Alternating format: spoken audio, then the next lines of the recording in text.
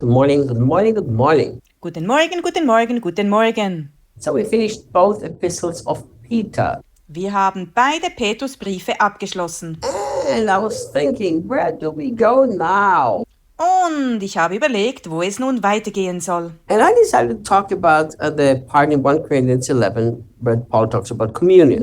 Ich habe beschlossen, über den Teil in 1. Korinther 11 zu reden, wo Paulus über das Abendmahl spricht. I know the beginning of 1 Corinthians 11, Ich weiß, dass am Anfang von 1. Korinther 11 the Apostle Paul talks about head covering and authority and all these things. der Apostel Paulus über Kopfbedeckung, die Autorität und all diese Dinge spricht. And I decided to leave that and not to talk about this Ich habe beschlossen, das wegzulassen und nicht darüber zu sprechen. for a very simple reason. Und zwar aus einem ganz einfachen Grund. Because I believe that most of those things are so cultural, they have nothing to do with us. Ich glaube, dass die meisten dieser Dinge so kulturell bedingt sind und nichts mit uns zu tun haben. Nowhere in the Bible does anybody teach that. Niemand in der Bibel lehrt das. And Paul wrote that to the Corinthians specifically to address a problem they had. Paulus schrieb das an die Korinther, um ein Problem anzusprechen, das sie hatten.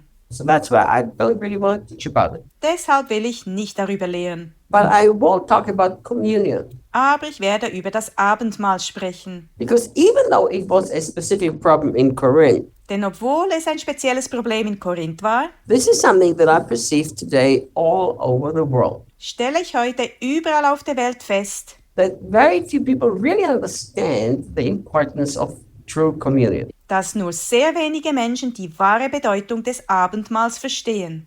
1 Corinthians 11, and we start in verse 17. 1. Korinther 11 und wir beginnen mit Vers 17 In the Passion. in der Passion-Übersetzung. Now, on this next matter, I wish I could commend you, Nun zum nächsten Thema. Ich wünschte, ich könnte euch loben, but I cannot. kann es aber nicht. What a sad statement. Was für eine traurige Aussage. That incredible and powerful apostle Dieser unglaubliche, mächtige Apostel says, I cannot commend you in this certain matter. sagt, ich kann euch in dieser bestimmten Sache nicht loben. It's like, this is a very serious thing. Das ist eine sehr ernste Sache. Because what Paul is addressing now has very, very deep effect on the church. Denn was Paulus jetzt anspricht, hat sehr, sehr tiefe Auswirkungen auf diese Gemeinde. And we will see that I believe it still affects many Christians today. Und wir werden sehen, dass ich glaube, dass es auch heute noch viele Christen betrifft. So look what he said. Schau, was er sagt. Because when you meet together as a church family, it is doing more harm than good. Denn wenn ihr euch als eine Gemeindefamilie trefft, schadet das mehr, als es nützt. What a statement. Was für eine Aussage. How can the church come together and it's more for harm than for good? Wie kann die Gemeinde zusammenkommen und es schadet mehr, als dass es nützt?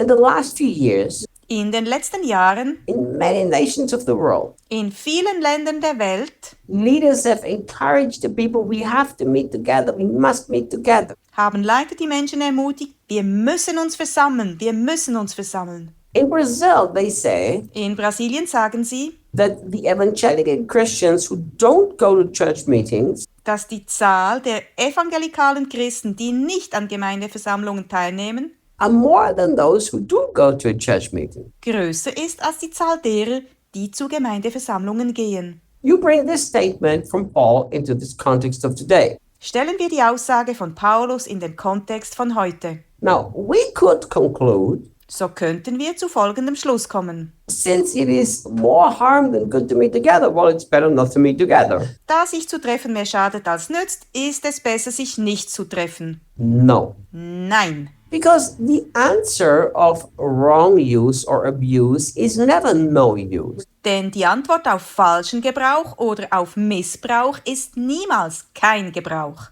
It's always the right use. Es ist immer der richtige Gebrauch. So it's not right to say, well, it's more harm than good to meet together, so let's just not meet together. Es ist also nicht richtig zu sagen, da es mehr schadet als nützt, sich zu treffen, treffen wir uns einfach nicht. The answer is, well, let's learn how to meet together right. Die Antwort lautet, lasst uns lernen, uns auf die richtige Weise zu versammeln.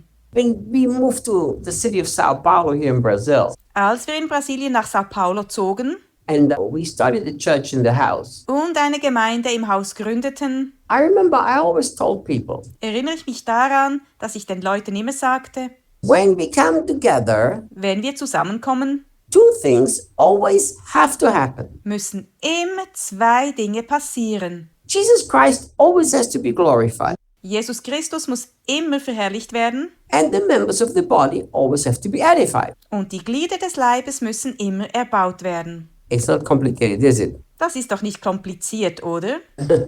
If we meet together glorifying Jesus and edifying one another, it's for more good than for harm. Wenn man sich trifft, um Jesus zu verherrlichen und sich gegenseitig zu erbauen, ist das mehr zum Nutzen als zum Schaden. What a sad statement Paul put into the Bible here. Was für eine traurige Aussage, die Paulus hier in die Bibel schreibt. That it was more harm than good to meet together. Dass sich zu treffen mehr schadet als nützt. We must not think that, the Corinthian church, they were very fleshly. Wir dürfen nicht denken, ach ja, die Gemeinde in Korinth, die war sehr fleischlich. This has nothing to do with us. Das hat nichts mit uns zu tun. I will show you that it does have a lot to do with us. Ich zeige dir, dass es sehr wohl eine Menge mit uns zu tun hat. I like that he doesn't just say when you meet together. Mir gefällt, dass Paulus nicht nur sagt, wenn ihr zusammenkommt. I like that the Passion puts it as a church family. Mir gefällt, dass es in der Passion-Übersetzung Gemeindefamilie heißt. And I tell you why.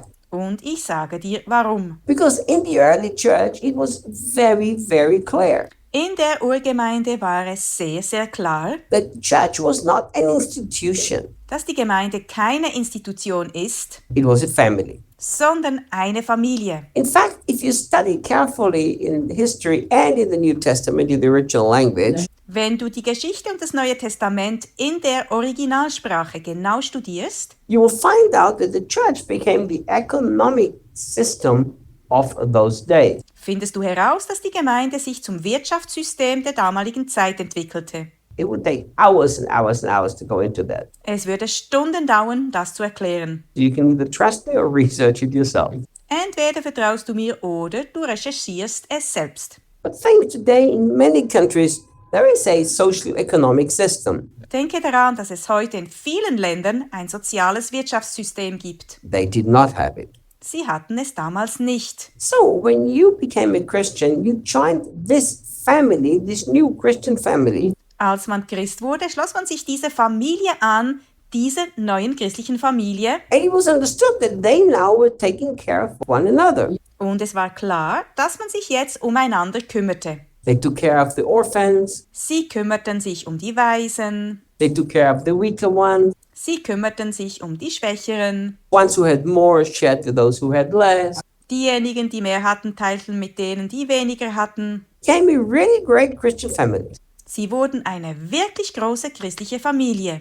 Let's do this. Machen wir Folgendes. Tomorrow I'll tell you a little bit more about that. Lass uns morgen ein bisschen mehr darüber sprechen. See you guys. Bis dann, Leute.